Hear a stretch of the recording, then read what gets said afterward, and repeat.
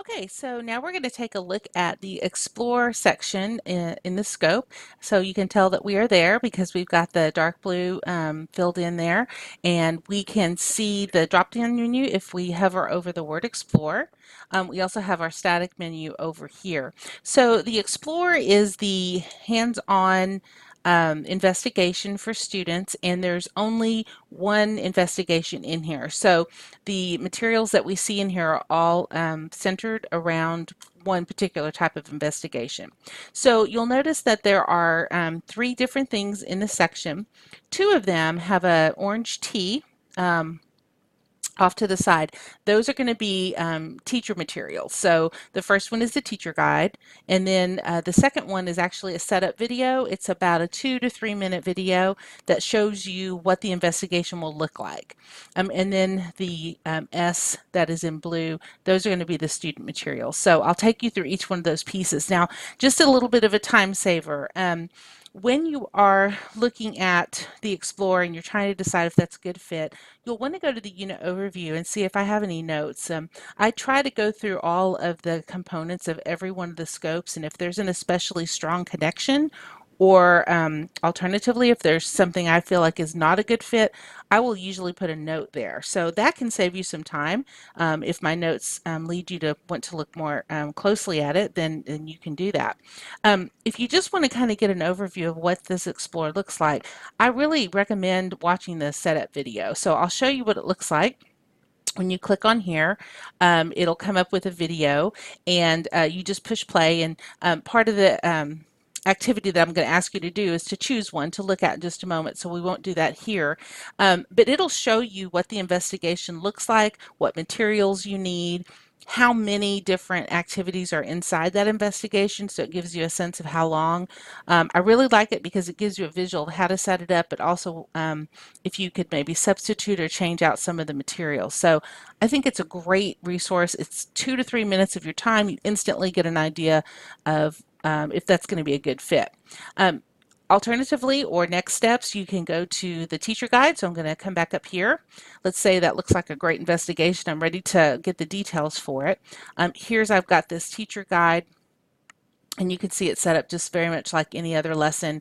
Materials, description of that, reusable, what's consumable, how to do the prep for each part. It's got a couple of diagrams there to help you out. If you keep scrolling to the bottom, you'll see the student page answer key. So the answer key is actually in the teacher section of here. And then one thing that I love about STEM Scopes is that they will have these blue sections, and they'll have little ELP strategies, which are good for our students that are English, well, the English Limited Proficiency Strategies is the name of these, but they're really great strategies for all of our learners. So they're wonderful reminders of how we can implement that with this particular investigation. There's also another infusion here of the STEMscopes in action, which has got a strategy that might be useful. So before we leave this view, we scroll back up to the bottom, to the top. I want to show you a couple of options here. So you can print this out if you are a teacher that likes to have this paper copy. You just right click it and you can print it, and it will pretty much print the page. So you can see what that print view will look like here. So it's a couple of pages long. So if you're somebody that likes to have that in paper, you can.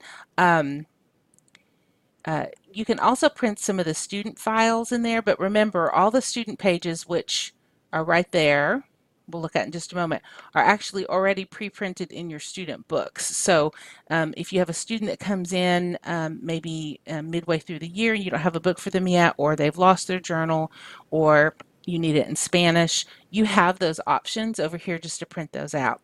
Something they've just added, which is really helpful for us here in Birdville, is they've actually just added these as Google Doc files. So if you click on these, you can open those up as a Google Doc, and you can put those right into your lesson plan, which is pretty awesome.